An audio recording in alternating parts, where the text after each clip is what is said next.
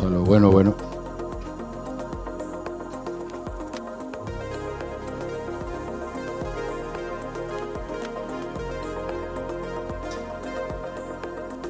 Hello. Charlie, por favor.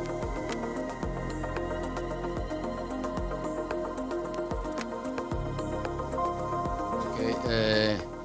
Welcome to today's Friday's talk.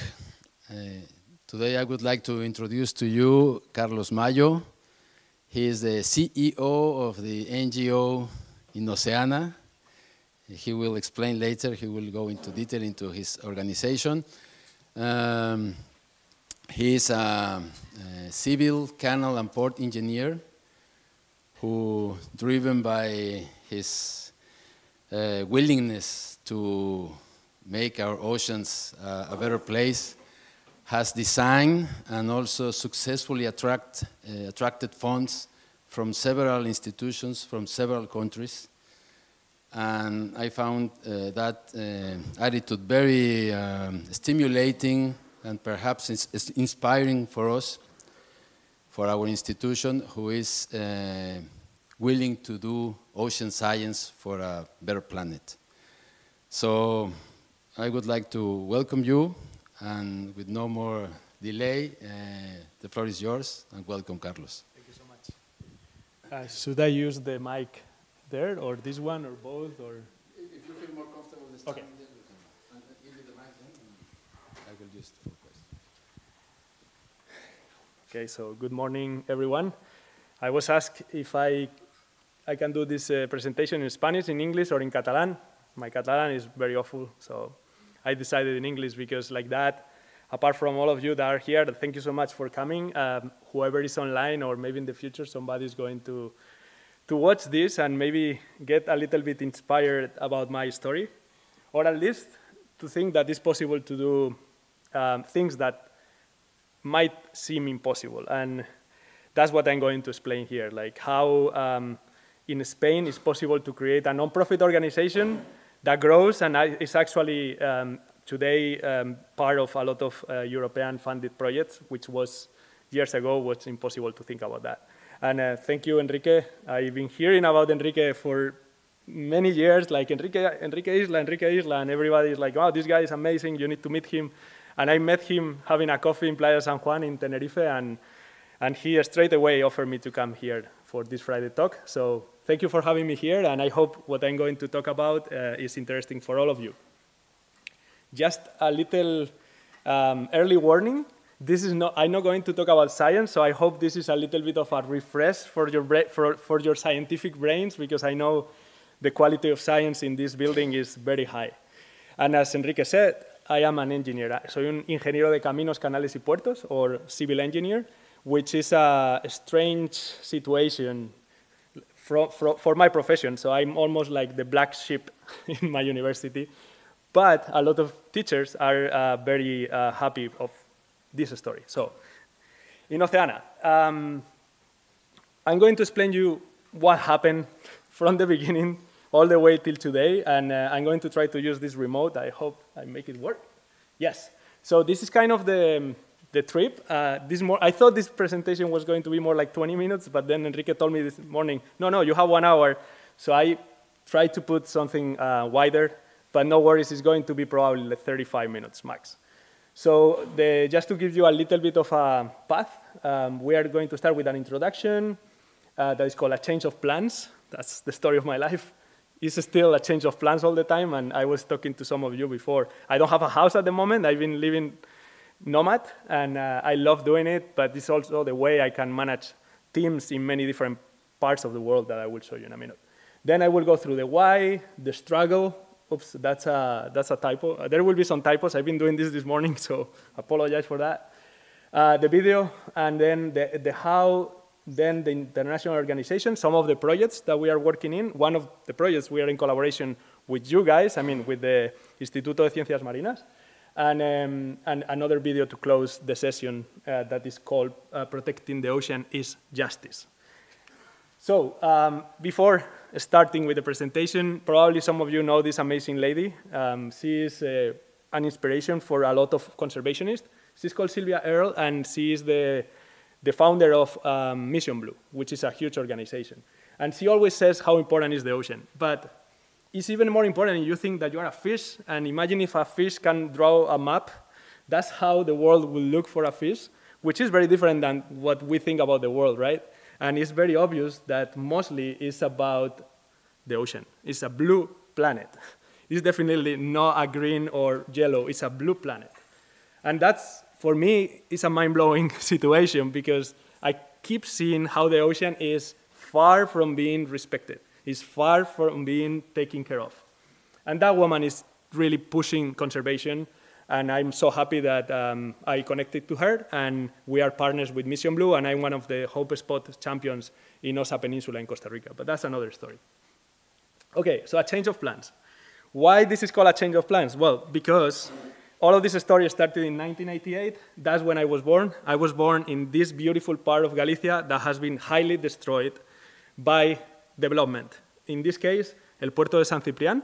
This was built by my father. My father was the director of this construction site, and at that time, Spain needed to develop. Spain needed aluminum, and that's why this port was necessary. But the truth is that this destroys so much ecosystems around, and I guess like being born in this make me think about the ocean in a different perspective. And you know, you want to be like your father, but at the same time, you want to do the opposite. So that's kind of how all of this started, probably, again, in Lugo. And then I follow the path.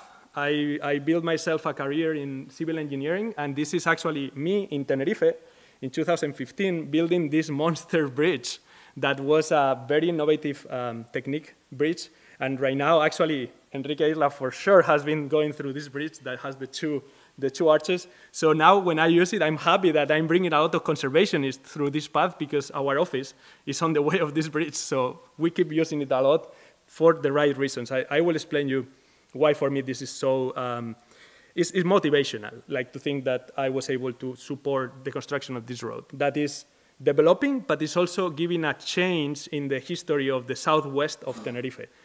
And I'm sure that a lot of you have been in Tenerife, so this is going to be an interesting story.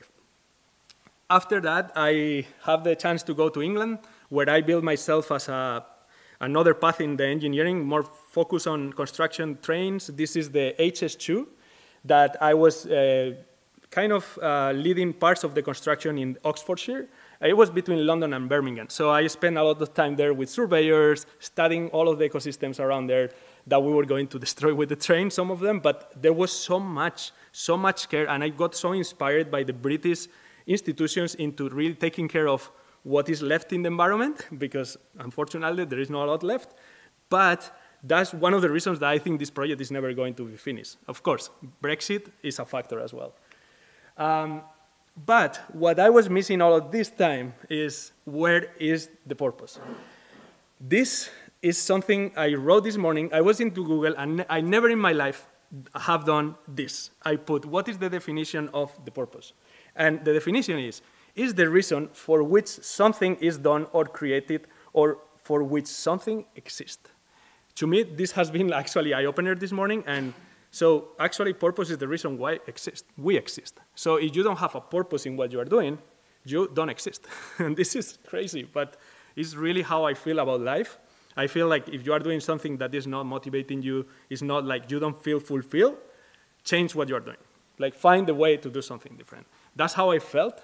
That's when I was in England and I was building all of these projects, and I decided to change my career and go into something different that was connected to the ocean. Why the love of the ocean was so strong in me? Probably because where I was born and because my experience when I was a kid. And of course, I've been a dive master since I was like very young. I have over 2,000 dives around the world, and the ocean has been very present in my life. And this happened in Europa Press. They put a very nice press release saying that an engineer from Spain is like quitting everything and starting and trying to save the corals in Koh Tao in Thailand. And that was kind of how all of this story started in my new life, I would say. So I want to explain you the why. Because what made me make this change of plans in my life? Well, this is actually, I've been thinking about that a lot. But keeps coming to me all of these images. This picture is in La Macaronesia, actually. It's very close to around the Canary Islands. You go diving, you go snorkeling, you go swimming, and this situation keeps happening more and more and more. And it's not just there. It's everywhere around the world. I've been so lucky the last 2 months to visit Fiji in like Oceania, like that huge place where there is only water and ocean. There is also plastic there. Like there is plastic everywhere. And this is something that annoys me so much. This situation happened. This is a beautiful picture from Francis Perez, which is one of my favorite underwater photographers from Tenerife, by the way. And this turtle was found in between Tenerife and La Gomera. And this happened a lot. It's not like a one-time situation. It keeps happening more often every year. And other situations, well, the one on the left is a seaward pipe in the Canary Islands in a place called Abades, and it's our model seaward pipe because it's so beautiful. I mean, you are in the middle of the seagrass, you have the sea turtles, you have all of the small fishes around, like it's a nursery, right? And in the middle of that, which is sewer, which is water coming from the bathrooms without any cleaning situation. And this is something that you can see, very easy, 10 meters deep, which is also illegal, but by the way. This is all around the Canary Islands. This is when rains in Barcelona, everybody knows what happened, right? Don't go to La Barceloneta after the rain. Don't go. And you know why. And then the one in the middle is even more annoying, is how people are so disconnected of what is happening under the water. And here happened with a Posidonia. In Tenerife happened with the seagrass, with los cebadales. Well, the anchors keep destroying the environment, and that's an easy fix, because the other one is a bit more complicated. And the one on the right, it's the sad situation of the beaches around, I would say, the world, but this is a specific one that if you ever go to Tenerife, go to El Poris. It's a beautiful beach that the sand is like that. Also, it has a lot to do with the currents and the location of the beach, but also probably showing us how the ocean in the future is going to be. Another easy fix that we are working in now is the responsible tourism. This happened year after year in many places around the world. Like, the tourism can be a very good business model to do conservation, to take care of the animals, but could be a very damaging industry if it's not regulated properly and if the people don't have the feeling to really help the ocean. So, and this is a different conversation, but you know what I'm talking about. And this is very dramatic. This pilot whale was another amazing picture from Francis. This pilot whale was found between Tenerife and La Gomera. It was heartbroken to see this. This went all around the world, and it's actually a situation that happened when the boats don't really have regulations or people don't follow the regulations. Because if you see between Tenerife and La Gomera, I keep talking about this because it's an MPA, it's a Zona de Especial Conservación. There is the biggest population of pilot whales in the world. We have like a hidden gem of Europe there, and that's why this is becoming to be the second most important industry, like the whale watching. But also, there are ferries, there is boats, like bigger boats, fishermen, and who knows who made this, but this could keep happening if we don't stop the things that we are doing in the way we are doing, basically. And this is kind of where I found my deepest connection to the ocean and my profession. This port was going to be called El Puerto de Fonsalía. It was going to be built in between Tenerife and La Gomera in the southwest of Tenerife. And years ago, there was a huge mobilization to stop it. And I put myself as a civil engineer, ingeniero de caminos, canales y puertos. I just signed with I'm colegiado. I am a chartered engineer in the College of Ingenieros de Caminos de Tenerife. So I put all of my, basically I removed my chances to come back to work in construction, in an engineering probably, construction company or something like that. And it was something that I don't think it happened in Spain many times, that actually even the politics, after all of this mobilization, they were like, no, this is not going to happen.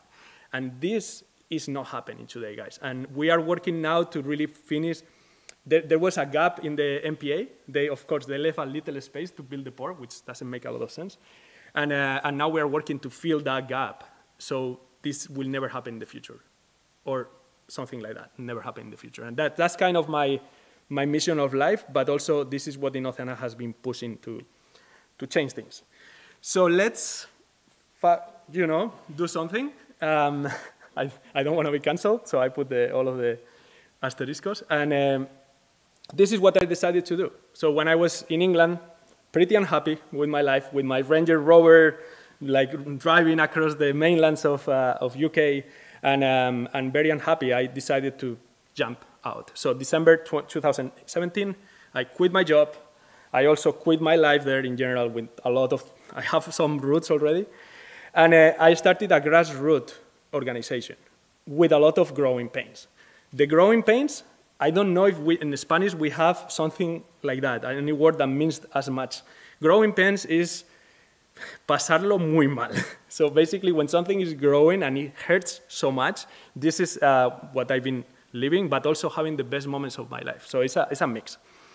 But the struggle is what I really wanted to bring here.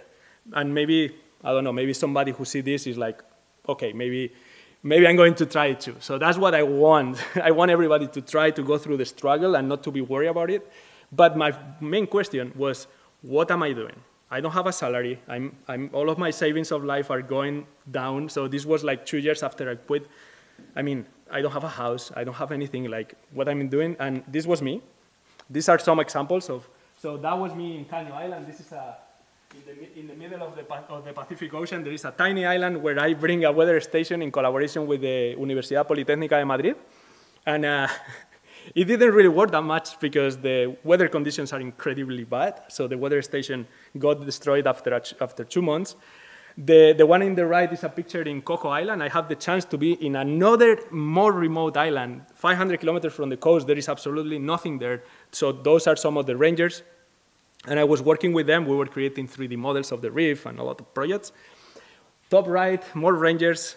So the rangers were my family, right? I didn't have any money. I couldn't pay for a hotel. So the rangers adopted me. They were like, here, you are not going to pay. And we asked for food to all of the tour operators that come around. So I was very, very low maintenance that time. And then top left, that's the University of Costa Rica, 2 of my researcher friends there, and they brought a AWAC to try to understand the problem of plastic. The conclusion of all of this has some research outputs. For example, we found one new species of invertebrates for Costa Rica, which was incredible. We created some 3D models. I mean, the AWAC didn't really bring too much. The weather station, it was a struggle. I mean, I was like, is this going anywhere? Well, I just love doing it, so I'm going to continue as far as I can. And this is probably the most dramatic and amazing thing that happened in my life. We found 2 humpback whales entangled in fishing lines. We were there with some people of the community, and we were able to rescue them. And this was a documentary. Without having any idea to make a documentary, we make a documentary and look at all of the laureates that we got. So all of those are awards around the world, because this documentary actually hit some people feeling, and this opened Innoceana to the next level. And again, we are not filming people, but we make it work. I think when you love something, you make it work. That's kind of another of my takeaways of this presentation. So this was my Breaking Good. Instead of everybody knows Breaking Bad, this was my Breaking Good. I wanted to do something good for the ocean. And today, and I'm going to come back to this, but today we have a team of 25 people in Innoceana, all of them with salaries, all of them being paid with very respectful salaries. We have a big boat in Costa Rica. We are just about to get a boat here in the Canary Islands. We have a Marine Conservation and Education Center in the South Pacific of Costa Rica, a 2,000 square meter building with laboratories, with an education like El Aula del Mar for kids. So, and then this is some of the faces that has been following me through this path. And what makes me very proud is that I've been able to open job opportunities for people who love the ocean. And that's kind of, that's what probably for me is more important. People who otherwise would be doing something very differently, they are following their passion. And so Innoceana is working as a platform for all of this. Okay, so I'm going to put a video so I can breathe. And this is a little bit of what we are doing around the world. It's only love.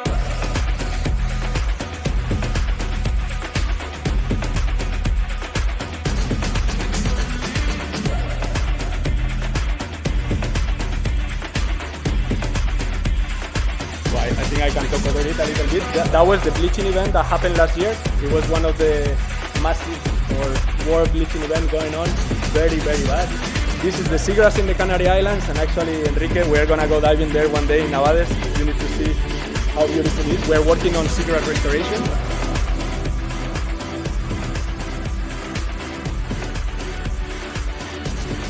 Education, working with the communities is probably one of our main pillars. This is a little documentary we made of underwater conversation in front of actually the sewer I told you. And this is a project I'm going to come back. It's about immunology and corals in Costa Rica that I will come back in a minute. It's the most scientific project we have at the moment.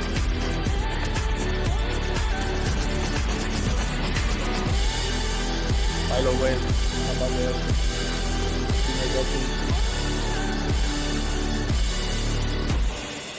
so there is a lot to protect. So I come back to the presentation. I'm sorry I couldn't make it bigger, but I will try later.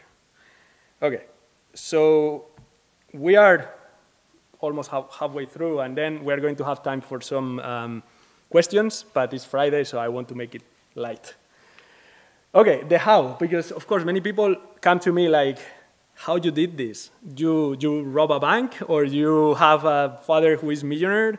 Well, none of them. My family is average. They actually were able to support me, like maybe we needed 2,000 euros at the beginning, and then we give the 2,000. So it was my little bank at the beginning, my family, but right now I cannot really ask my family for that because we are in a bigger number.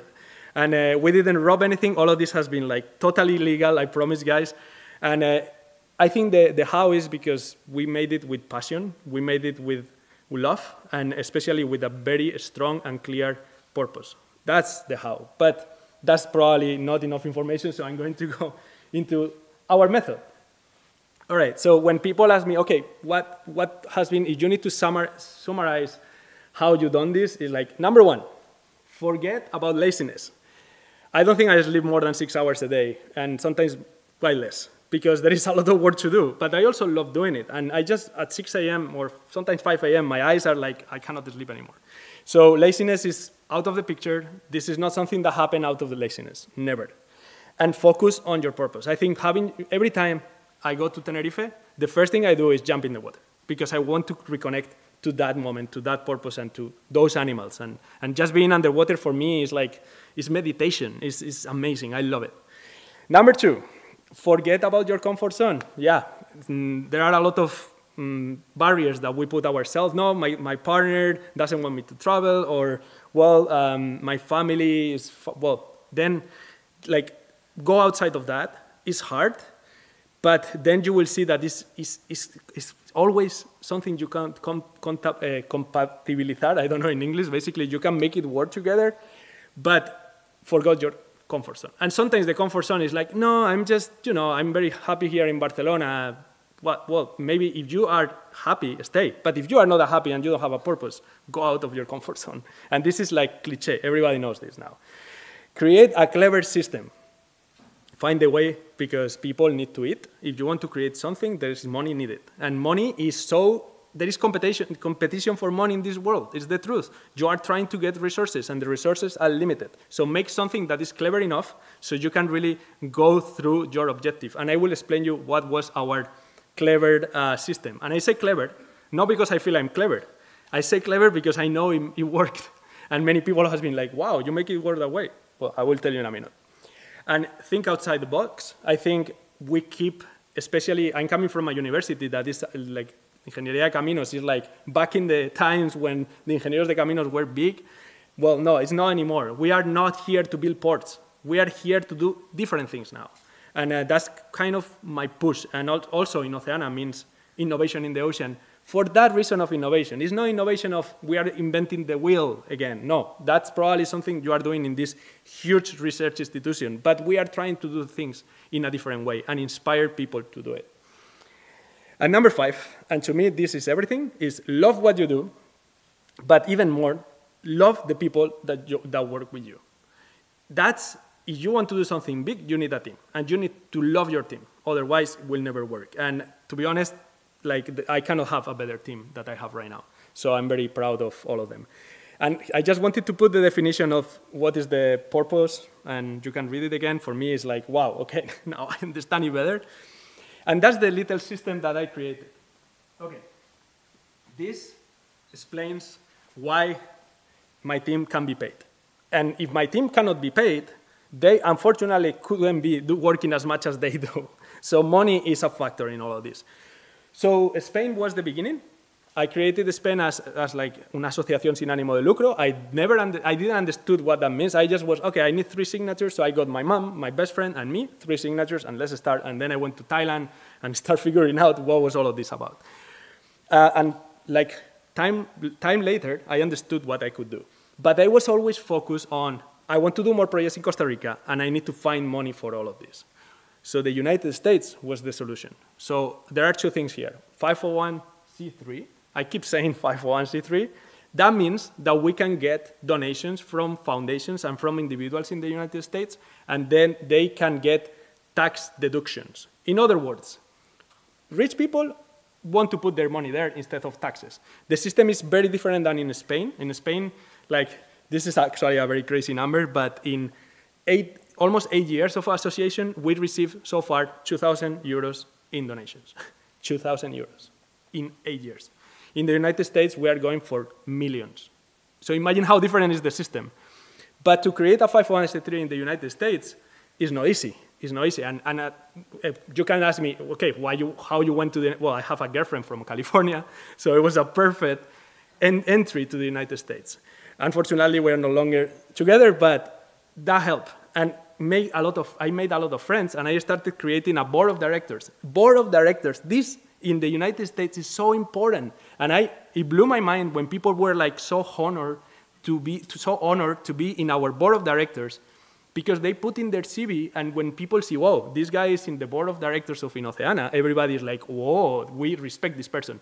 In the United States, if you say, no, estoy en la junta directiva de una asociación sin ánimo de lucro, it's like, come on, this guy is you're wasting your time, come on, you're not being paid, come on, what are you doing? So it's a different mentality that I'm a bit frustrated, of course, you can see it, but in the United States, it works in a very different way. And we are getting the benefit now, because without the United States branch of Innoceana, we wouldn't be here today talking. So that's important. So the system even get better when I understood that una asociación sin ánimo de lucro española, like Innoceana, could enter in European funded projects.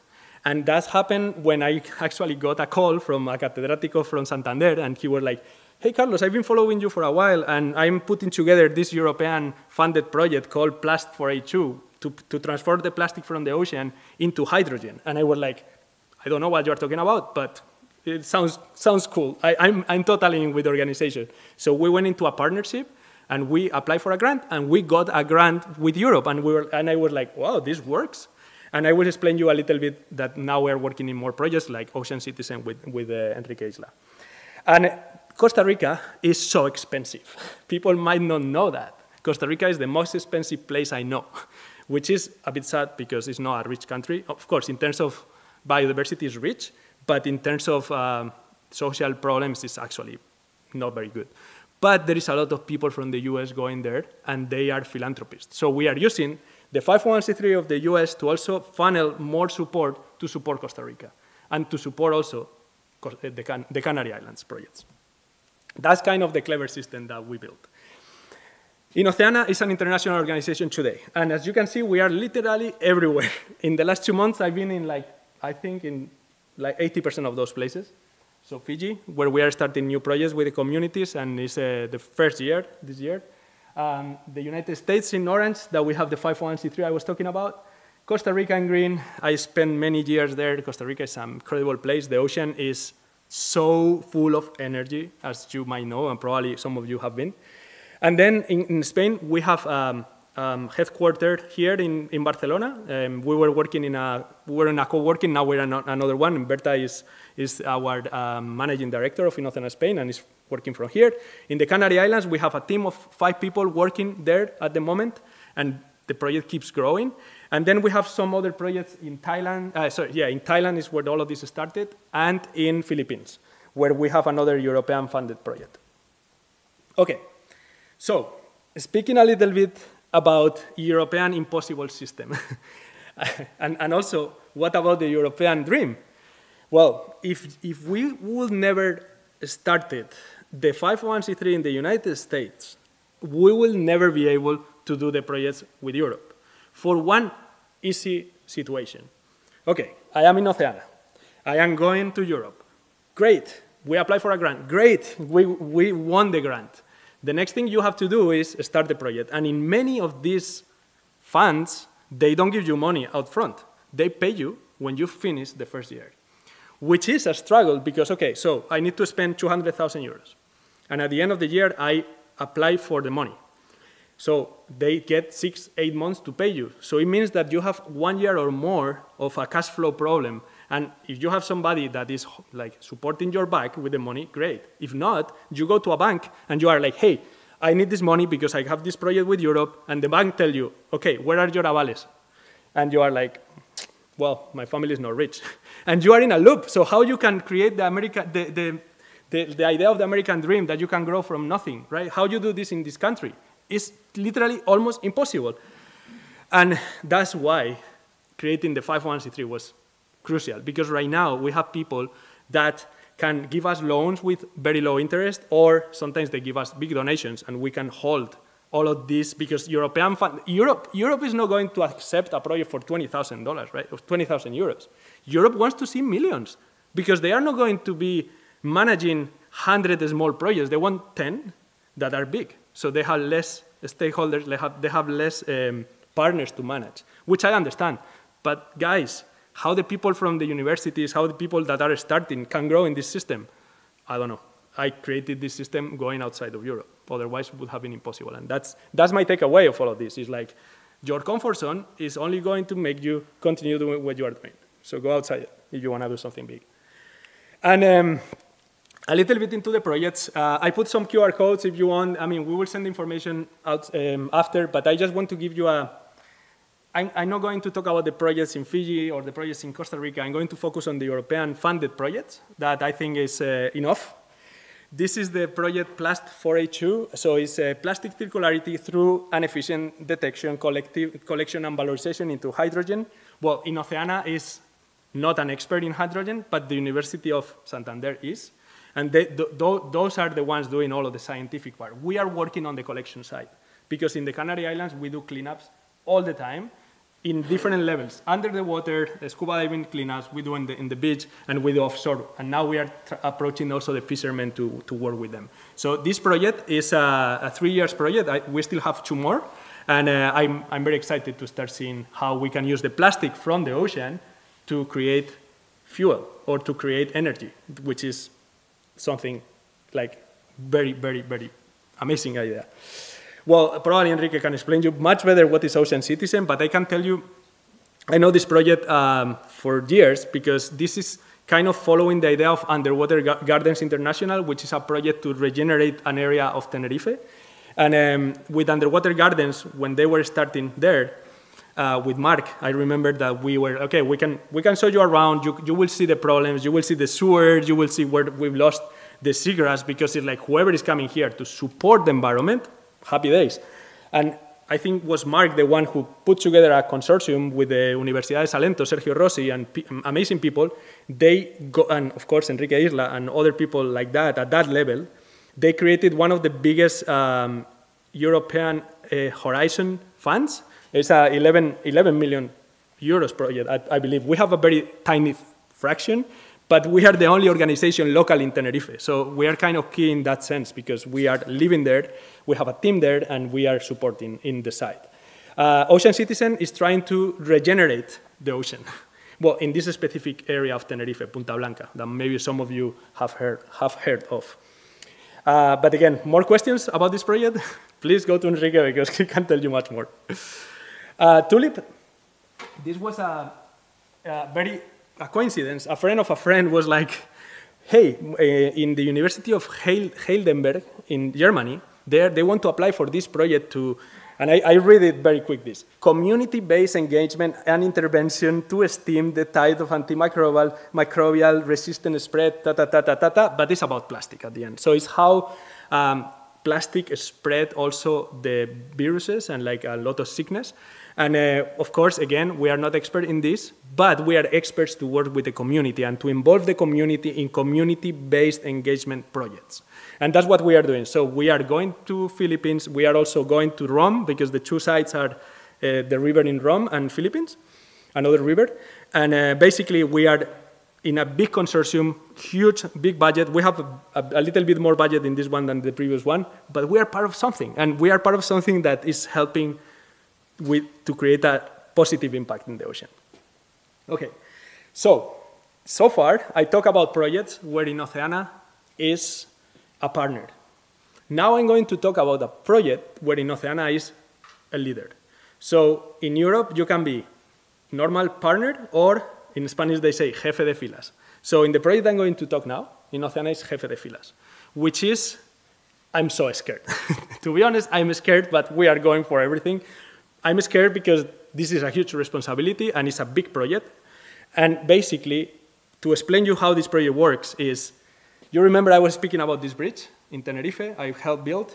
This bridge was part of a road that was going all the way down to a roundabout over here, and then it was going to connect to El Puerto de Fonsaria. So I helped development in the direction of this port. But when I actually, and my team and a lot of people in Tenerife, fight to stop this port, the idea has been coming and going all the time of what we do instead of a port.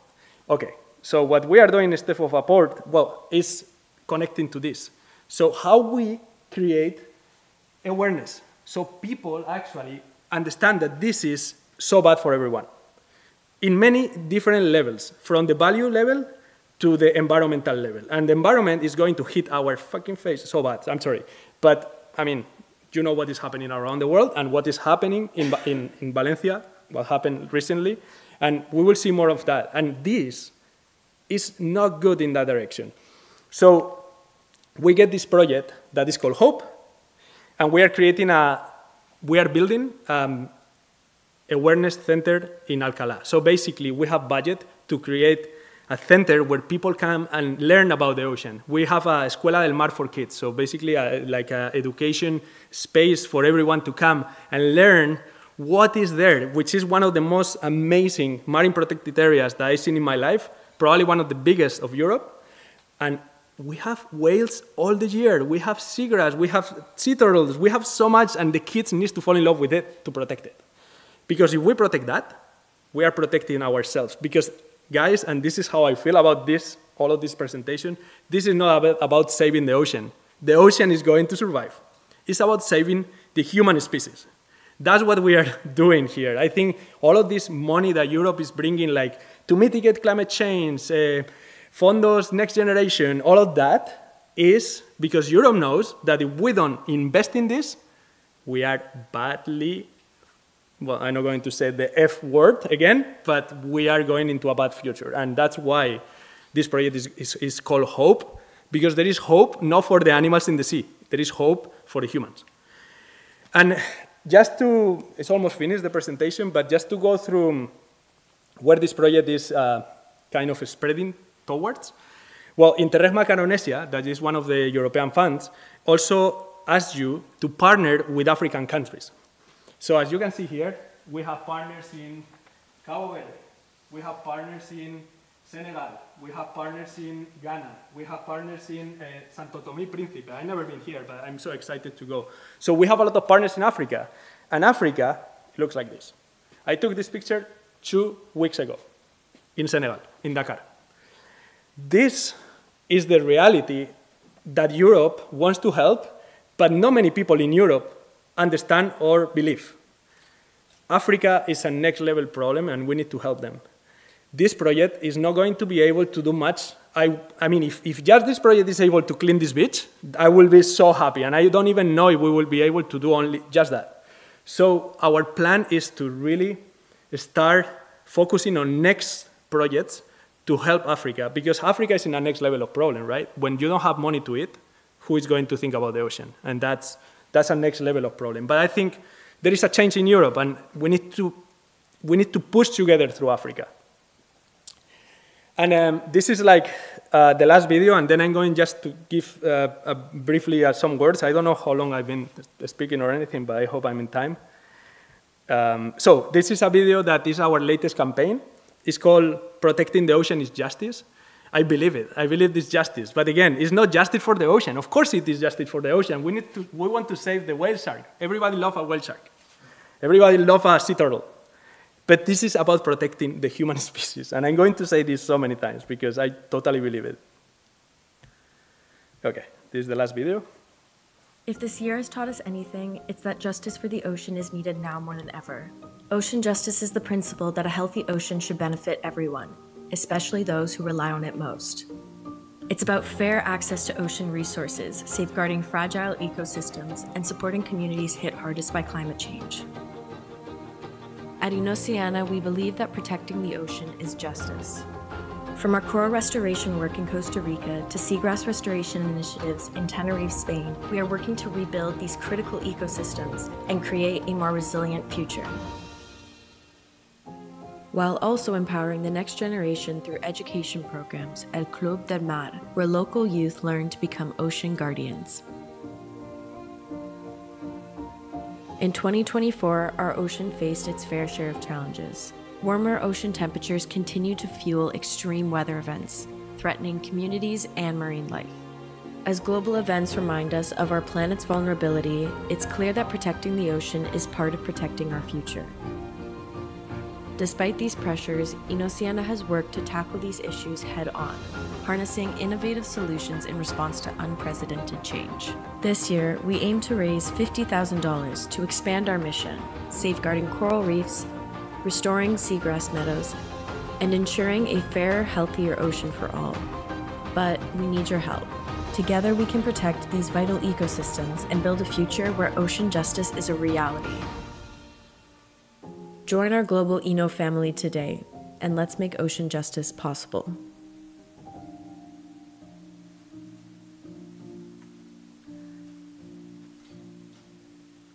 Ocean justice. Well, Emma, amazing video. Thank you so much for making this piece of art.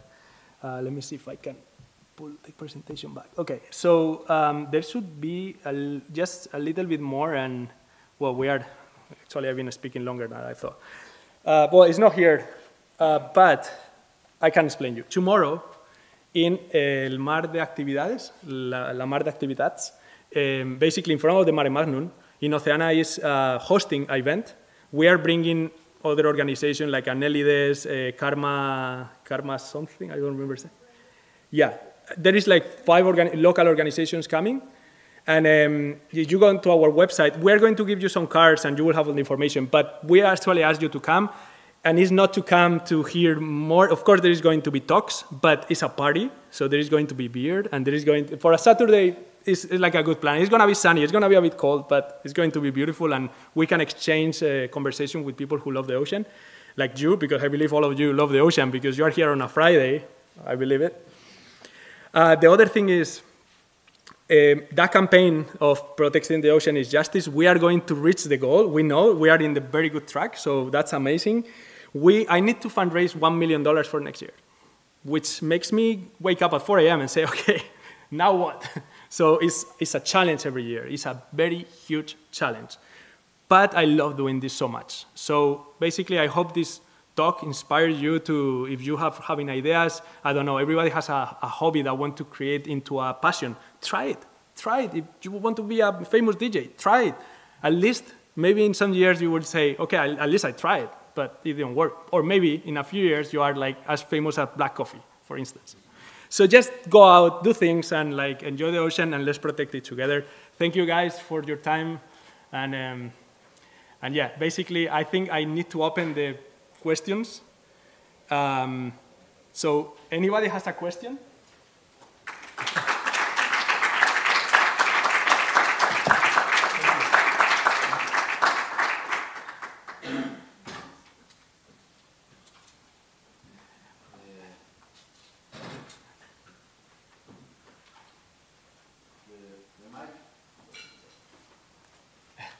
If not, you can just throw the question. Because it's not working, so. Then it's not recorded in the YouTube. No, but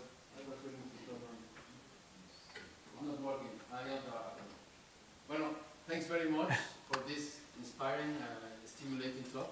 I'm very happy that you were able to join us. Thank you. Now, please, any question or comment or interaction you'd like to have? Gracias. With Carlos. Hello, hello. You can go into the personal level if you want. I don't care. I don't have secrets. Yeah. Well, I have a question then. Is there any way to reach this 501 formula in the States without a girlfriend in California? I don't know because this is how it worked. Yeah. I guess there is another option. There is like 54 states of the United States, so it doesn't need to be from California. Okay, more opportunity. More opportunity. So, yeah, Jaume. Hi, thank you. Have another micro. Yeah, very interesting talk. I was curious about how you establish the connection, because you have many other now countries. And do you have any kind of agreement between local people, or just depending on friendship, or how do you manage that? Yeah, I think the answer is organically, but I can give you some examples. With Costa Rica, the first time I went there is because actually la Universidad de Caminos de Madrid, the Politécnica, asked me, hey, we have a team of 10 students doing the final project, and I was already like years working, so I have some experience. And they knew I was like this misionero like in Thailand doing conservation work. So actually they pay for my tickets. So I was like, okay, you pay for my tickets, I go, of course. So I went to Costa Rica and I was working there and I fall in love with the country. And what we do every time we go to a new country is to sign an agreement with the environmental ministry. So basically that's what we have right now. We have different agreements with different institutions. But to me, that's the paper side that is not that important. To me, is creating the trust in the community. And the way you create the trust is not over committing what you are going to do. You cannot tell them you are going to make them have better fish, because that's not true. It's going to be a very long, long work that will create some results maybe in the future. So yeah, that's kind of the organic process. Okay, thank you. Welcome. Very nice presentation, very enlightening. I have a question regarding how you pick the sites to do that. So I'm sure you're aware of the project of Pristine Seas, so National Geographic. Yeah. So they are going around the world to create marine protected areas. So are you working on already created marine protected areas, or you are proposing to create new marine protected areas, or restore marine protected areas that have been degraded, or what is your purpose on this world with many NGOs that are doing similar things?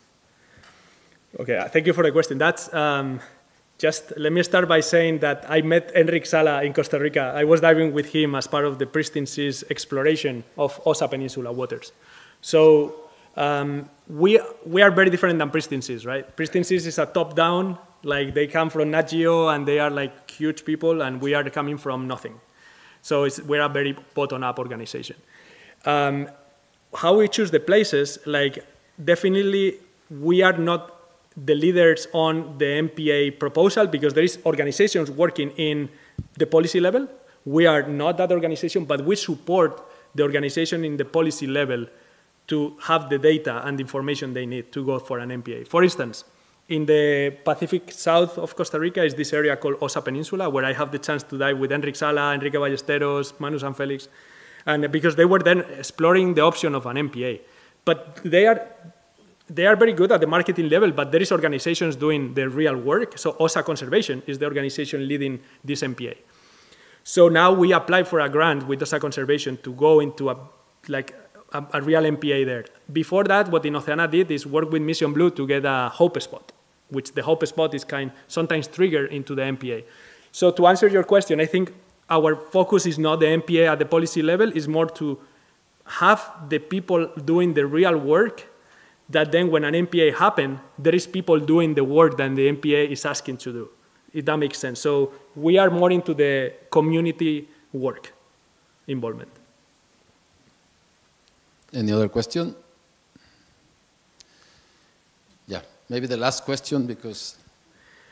But it has been very organic how we choose the places. That's the truth. I mean, the first question, what about your infrastructure, vessel, labs, or you have an agreement with people or labs in the countryside? Or yeah. What is the infrastructure that you have?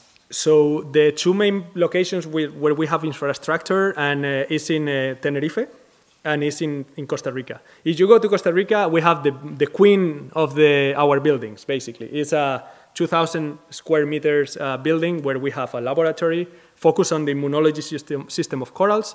We have a school for kids. We have 2 compressors, dive center, museum, office. It's like, and we have cabins people can stay.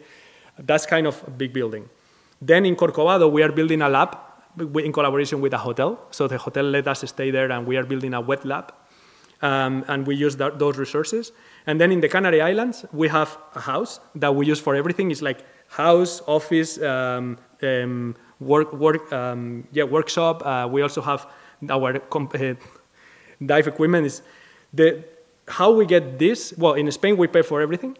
In Costa Rica, philanthropic people offer us, hey, I have this building, use it for good things. So it's a very different system. And now we are approaching Fiji, and the infrastructure in Fiji is going to be even more organic because we want actually that the locals are the people working there. And we will go from time to, Fiji is very far. So yeah, that's as we are right now, but it changes depending on the locations.